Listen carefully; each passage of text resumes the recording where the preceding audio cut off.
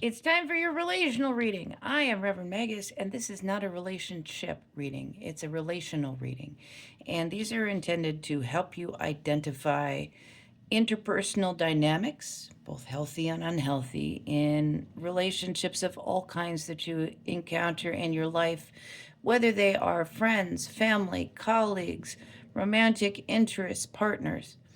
These readings are intended to help you choose to walk your path towards your highest and best, not delude you into thinking someone is coming back. So they're about healing, and they're about moving forward with what you want to see your life to be.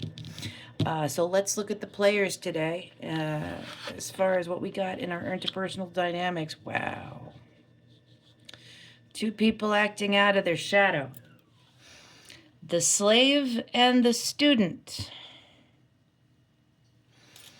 Let's read this here. Arrogance in pursuit of destructive knowledge, unwillingness to translate knowledge into action. So, this is somebody who is using knowledge or the pursuit of knowledge, education, gaining skills or schooling in order to hurt other people, destroy other people. That is pretty much their main. My gut is like, hey, this is somebody who got into witchcraft because they were bullied or otherwise feel deeply insecure. And so now they're using that to wield power over other people. It's a very toxic situation. You may identify with one of these, you might identify with the other, you might identify with neither of them. But you might also still get something out of this reading, so I hope you stick around. The slave in the shadow. Giving your willpower to an external authority out of fear of making your own choices. So we have two people. This is a heck of a dynamic. We have two people here who are both operating out of their shadow together. And boy, oh boy. The student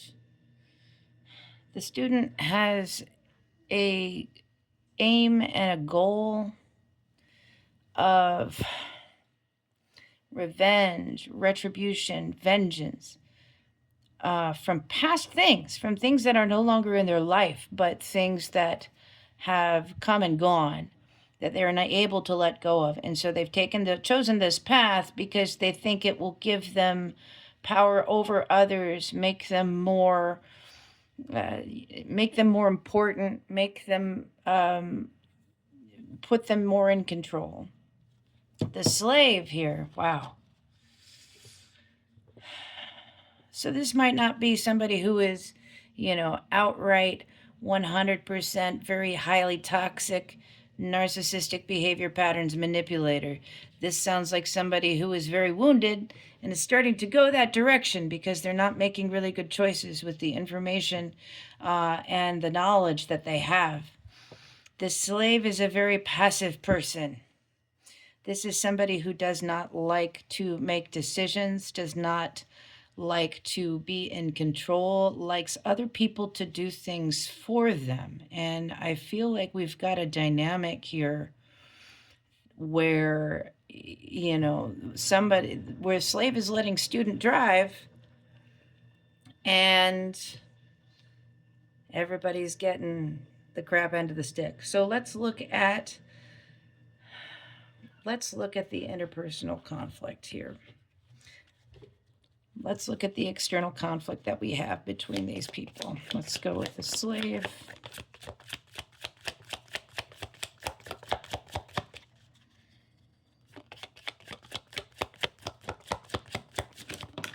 Oh. And then the student. There we go. The archer. Student is very single-minded, very, I am achieving this target. This is what I am doing. And there's a lot of tension in that, a lot of stress in that. They have a one-track mind in terms of what it is they want to accomplish and achieve. And They're pretty laser focused on it. The slave.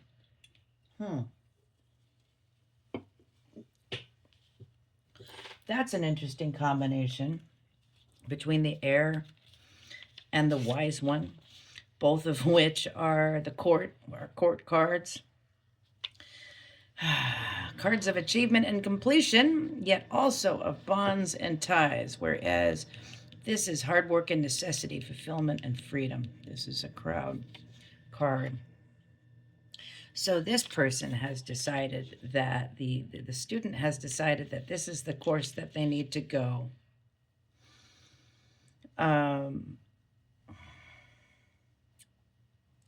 And they know what it is that they want to achieve, but they are struggling very badly with control. When you release that arrow from your bow, you let control of that arrow go. This is somebody who constantly has their bow pulled back, but is not letting go of control. And so there's a lot of internal tension, a lot of internal conflict here with the student. And it's a little concerning because they seem to be inwardly contemplating a lot of things that are very not only self-destructive but hurtful towards people outside of them. And I have empathy for whatever they might have gone through that led them to believe this is the way to go, but it isn't the only way to go. The slave here with the heir and the wise one. Okay. So the slave who just sort of wants to let other people make decisions, make choices, take the action, and they're willing to defer to that. There are a couple things at play here. With the heir, it's about responsibility. And there feels like it's about responsibility. It's about trusting yourself as well. And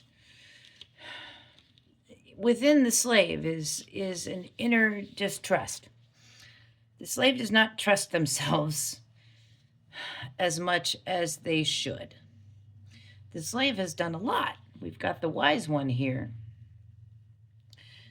This is somebody who, old knowledge, following tradition, order. This is somebody who has had a well-established pattern in their life so far. Maybe they come from a pretty solid family background that isn't, that has a good amount of money. And they have a solid educational background. People around them are pretty decent. And it feels like the slave is wanting to break the mold without actually breaking a mold. Let's look at, so these are the external conflicts. Let's look at the internal ones here. I'm going to start with the slave, and then we're going to go with the student. Wow. Okay. Wow. Okay, we still have more and more control issues coming out here with the student, someone who is learning. I'll tell you something. If you know who this student is and they do something like pick up neuro-linguistic programming, run for the hills, also tell them to drop that crap and get into therapy. Because quite literally, that's garbage. You are not here in the world to. True power is not power over. Power over is control and manipulation and oppression. That is not power. It is cowardice. It is insecurity. True power comes from within, and it is wielded silently. It is not something that runs out looking for challenges or looking for fights. It is something that simply exists and stands true and solid inside of ourselves. That is power, not power over other people. That's just abuse and oppression. And the student seems to have some issues with power and control pretty badly. Crumbling and delegate.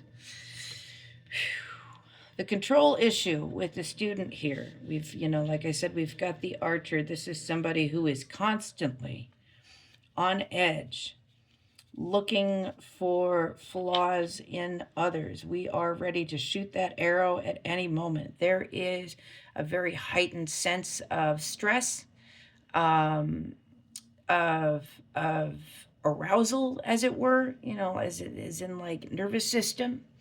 So somebody feels very energized all the time, although it is more like that hyperarousal kind of state. Somebody is honestly, quite frankly, really on edge a lot of the time, looking for enemies in every corner. And they are on this path trying to find out ways to eliminate the enemies. And it's not a good one. They are struggling with loss, and they are struggling to let go of control. Just because I can do it all doesn't mean I should do it all. The student, I feel, is a particular person who believes that there is a correct and a right way to do everything, and they are the type of person who would make sure that everybody does everything the same way that they do, which is the right way, even though, and that's their opinion, that's in their truth, which is fine. But the actual truth is that there are many ways to do things. The problem is, when you start crapping on other people's ideas and different ways of doing things because they are different from yours. And you try to rein that in, control these people, change the way they do things. And then you start to see things falling apart. If there's anything that I learned in leadership and management, it is that you have to let people do things the way that they do them. You can have guidelines, you can have a structure, but you cannot force people to do things exactly the way that you would. You can't do it. And you have to acknowledge and evaluate, acceptable, good enough, but different from how I would do it. You have to be able to look at that, and student has a really hard time evaluating other people's actions when and work and things like that, when somebody does things in a way that is completely different from them. So we are forcing ourselves into this fragile little box here with attempts at control. Slave, on the other hand, slave seems to have some real deep-seated insecurity issues as well, but they are dealing with it in a slightly different way. Their insecurity may have stemmed from somewhere else. And it does involve a lot of distrust. There is a sense of obligation. So, like I said, they may have come from a better off family, or from a solid family structure, or from a family with some ancestry. You know what I mean? A family that has sort of a well-established reputation. And it's a lot of burden. It's a lot to carry. It's pretty heavy. It can be pretty heavy to carry that. And if you deal with your own insecurity with that, it can be very difficult to feel like we can live up to that standard, right? Of all those people that have come before us. And then there's also we don't want to necessarily, we have a tradition, we have a history, and this is the way it's done. Makes it really hard to innovate or be unique or do things your own way, right? Because if you step out of that mold, you might deal with a lot of pushback from a family structure. So I feel the slave is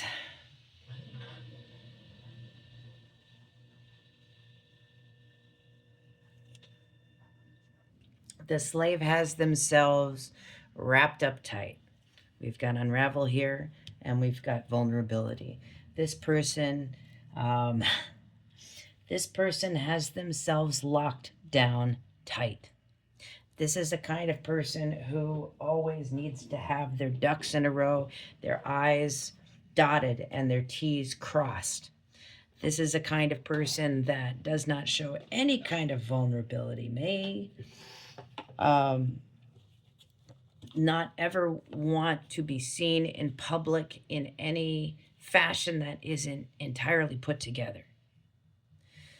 And there's a fear around that too. So the slave in shadow will mask, will pretend everything's okay, will lie about how they're feeling, what they're going through, if they're actually okay or not. Because I think one of the biggest problems is because they've been doing this for a long time. They've been pushing this stuff away. They've been not dealing with their feelings. They have not been processing the stuff that they need to process inside. And there's a sense of obligation and there's a sense of obligation. There's a sense of responsibility.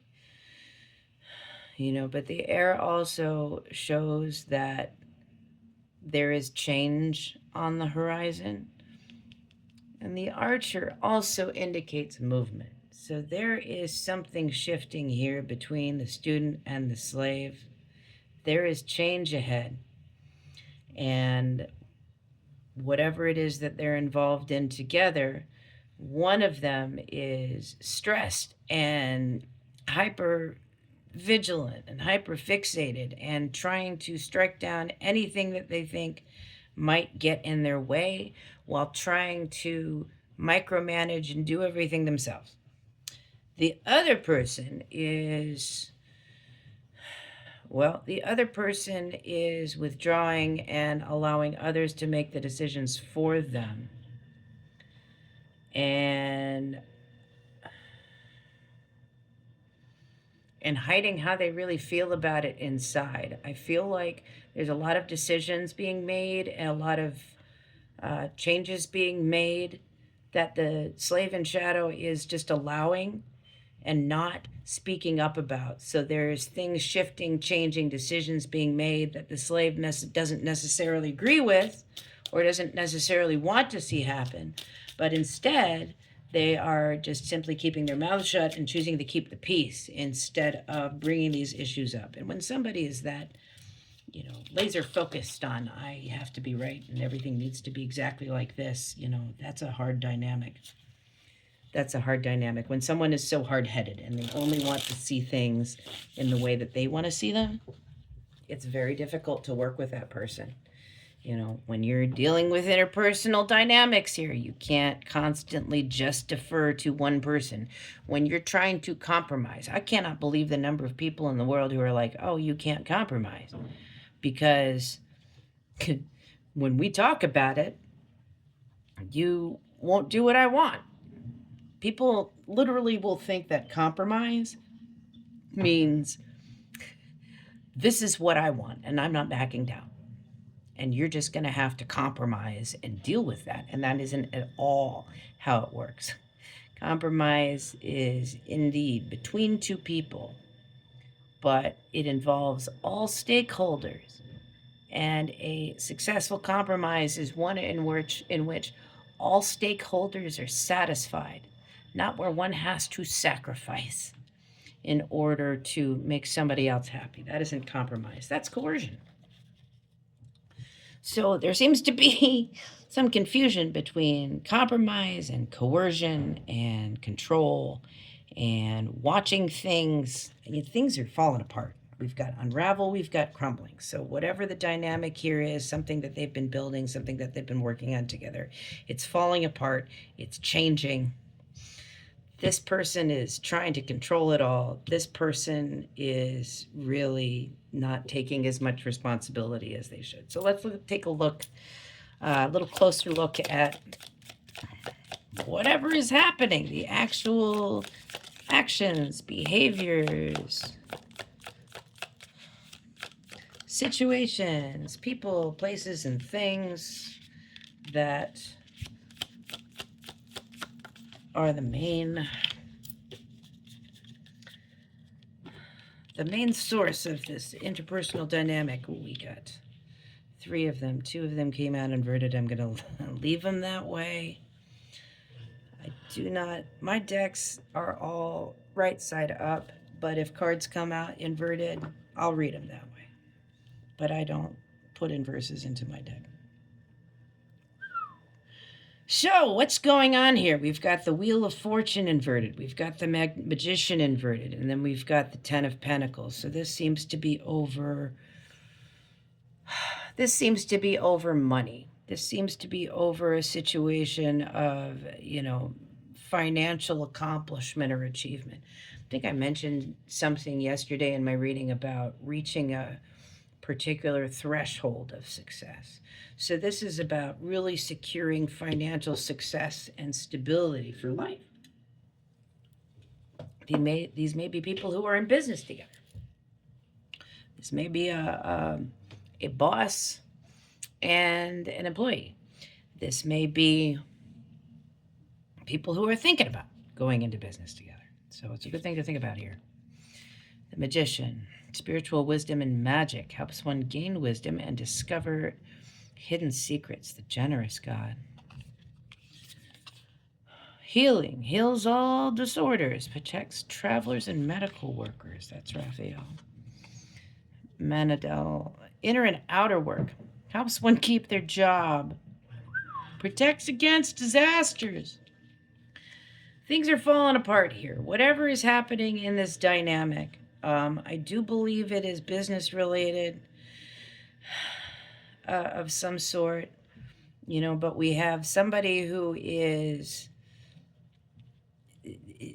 more comfortable letting other people be in charge and make the decisions even to their detriment, and somebody who is demanding to be in charge and in control of everything, who is really in that for all the wrong reasons and being kind of destructive with it.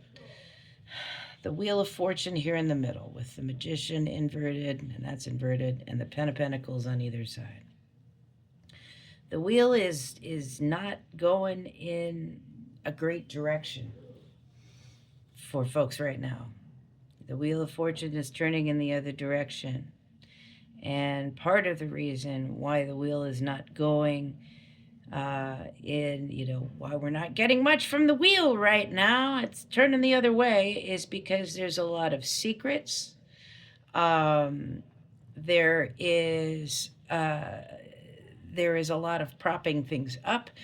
There's a lot going on in the background that people are trying to pretend isn't happening or ignore. And that's where we're at. This Ten of Pentacles, I'm seeing the image of this angel standing very delicately on this ball. Look, everything is so perfectly balanced and in place. The honorable God. So the idea is that we are putting forth an image of being honorable, balanced, and put together. When the truth is, things are not going well. There's a lot of secrets, and there's a lot, I keep seeing spiritual wisdom and magic here. And so, like I said in the beginning, I feel like somebody may be learning things because they feel like it's going to give them an advantage over people that piss them off. That's not exactly spiritual wisdom. That's something that's going to get you in a lot of trouble really damn quick. You cannot use magic to process your emotions or deal with that stuff or heal from this. You can't do that. It will mess up your life big time. So I feel like there may have been some things happening here, some choices made, some decisions made where slave just kind of let whatever student want to do in the background. We're not being honest about what it is, not letting people know. It's a secret, it's hidden, right? But it's destructive and manipulative. And it is actually working against both people. And I think that's what's starting to come out right now. We're starting to see that wheel turn in the wrong direction because of everything that was hidden, everything, we were projecting a particular image of balance and forward movement and growth and all this stuff to the world, while everything within, internally and hidden, is falling apart. And the problem with all of this is also that we are unwilling to look at, I don't feel like either person here is really looking at themselves in terms of why things are going in a bad direction. Like these folks are on autopilot and so used to being like this that they're not able to grasp that the behaviors and the decisions and the choices they're making are not good ones and are leading to a lot of this destruction. And it's like folks think they can just, oh wow, that thing, like it's like folks think they can just keep going, and it's almost like they're ignoring the signs.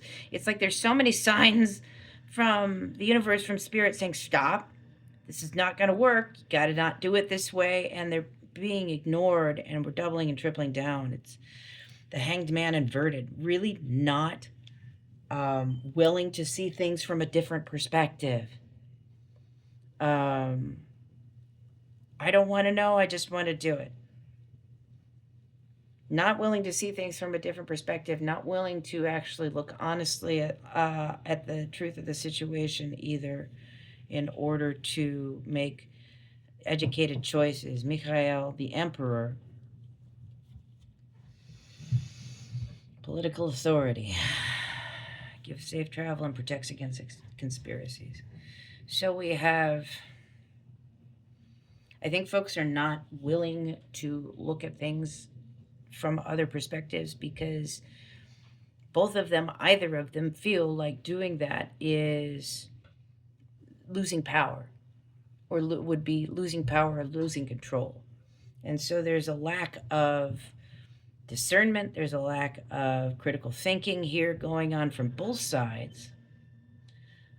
If you think that, looking at things from a different perspective before you make decisions is foolish. It absolutely isn't. So it's like there's scrambling to maintain control and stay afloat, and it's not going very well. 9 of Wands. And up or down? Guess we're not exactly sure yet. This is the way it's going. 9 of Wands. 10 of Swords. The way this is going. Universal medicine, elevation of the soul, and the revelation of mysteries. 9 of Wands, God the impenetrable secret. It's not.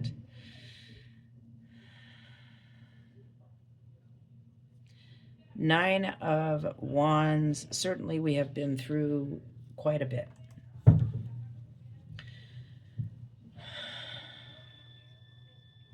We are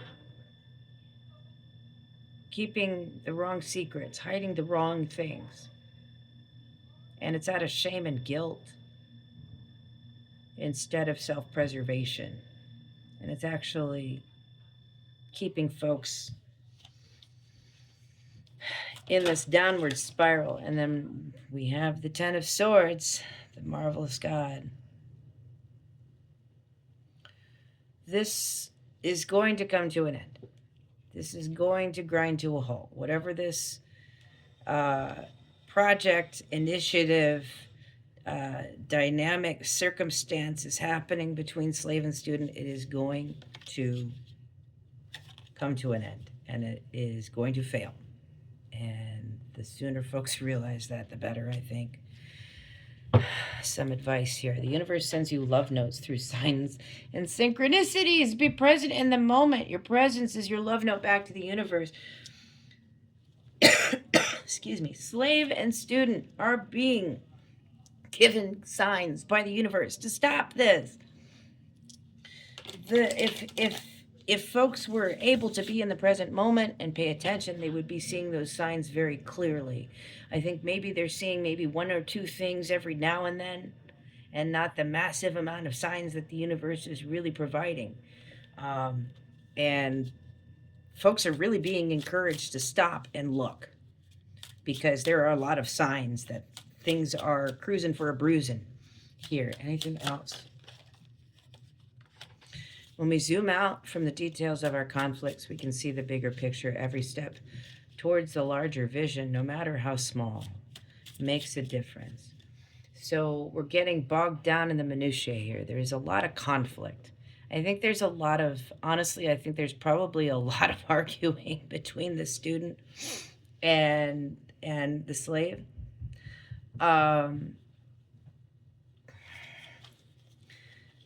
That we're looking at the minutia instead of the bigger picture.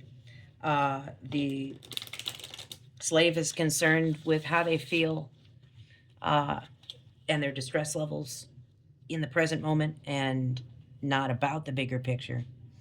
The student is concerned of accomplishment and achievement and being able to wield this power, and not about the bigger picture. So we have two people who are working on something with very different goals, end game for this stuff, who are not seeing eye to eye, who are not really focused on the present or the bigger picture, and instead sort of in a cycle of denial and ignoring clear signs that things need to change. And we are heading for a 10 of Swords. Turn away from what you can't control. Come back to yourself just for this moment and turn your curiosity inward. There is such a big need to release control here. We can't control everything outside of us. And I see this happen, and it does happen in the world quite a bit, where, deeply insecure people will seek to control everyone and everything around them. They will have this to say about this person. They will have this to say about whatever we're doing today. They will have this to say about this situation, and it is their opinion. And if you don't like their opinion, or if, their opinion is not centered, then they get really salty about it. And it's because these people are trying to manage whatever their internal processes and insecurities are externally. You've taken that locus of control from within ourselves and put it outside of ourselves, in the hands of everybody around. So now we have absolutely no control over ourselves, and control over ourselves is entirely determined by everything around us, by other people, situations, circumstances, instead of from within. That locus of control within ourselves. That's where power comes from. That's where true power comes from. Not externally, internally. And so it's like we're making a mockery of true power by just trying to manipulate and control and steer everything externally, everything and everyone around us, into doing what we want it to do. And it's a big waste of time and energy, and it's also means you have no control over yourself. Open your heart to relationships without expectations and connections that allow you to be as you are. I think that really speaks to the deep insecurities that are going on between these two people in shadow. One thing that I'm feeling throughout this entire reading is that both of these people are heavily masked. We have a lot of stuff that is going on inside of us that we're keeping secret. We have a lot of stuff that we're heavily in denial about. We have a lot of deep insecurity that prevents them from showing up in dynamics and social situations, in whatever, as themselves. There's a lot of masking, and so in that, it is entirely inauthentic, and this is destined to fall apart. The one thing that I want folks to understand here is that we cannot fake it until we make it, unless we're actually putting in the effort. You can fake it as much as you want, but unless you're actually taking the time to make up for what you don't know, you can fake it until you fall apart or until you're exposed, and then everything crumbles. You can't fake it till you make it without actually making it behind the scenes. You do have to put in that work and effort to come up to speed. And if you're not putting in that work, it might fall apart. If you're not conducive to that work, like I want to do this job and I'm going to, get myself up to speed behind the scenes. If I'm not actually doing enough of that work and really working to help myself propel myself further down this path, then it's going to fall apart because we don't know what we're doing. And I think the big advice here is slow down and look within. I think one of the biggest problems here is that there's so much stuff in motion that we feel if we stop now, it's just going to ruin everything. And it might. And it might, because we have insisted on continuing in this dynamic when we knew it was unhealthy, when we knew there were problems, when we knew we weren't showing up exactly how we should. There are a lot of secrets here, so it's not like we don't know that things are not in good shape. But when we keep pushing forward and things are not in good shape, expecting it to, change, it's not going to, and this is going to fall apart. Sunk cost fallacy just came up for me again. It doesn't matter how much time you've invested in something. There is wisdom in being able to determine when it's time to stop giving, when it's time to stop investing. Because sometimes, as much as we don't want that to be the case, it is the case. We have to stop investing because it is no longer worth our time and energy, or it is taking more from us than it is giving to us. Doesn't matter how long we have been investing in something. If it is a net negative for us, if it is draining more from us and taking more from us than it is contributing to our lives, then it's got to go. It's going to continue to drag us down. There is no magic moment where that's going to change. The magic moment is inside us when we say, I don't want to be doing this anymore, and realizing that we can't wait for anything outside of us to change. If we want things to change now, we go within and we do what we need to do and let the rest of the world sort itself out. I hope that was helpful for some folks out there. And happy Monday, beginning of a new week. Love you. Bye.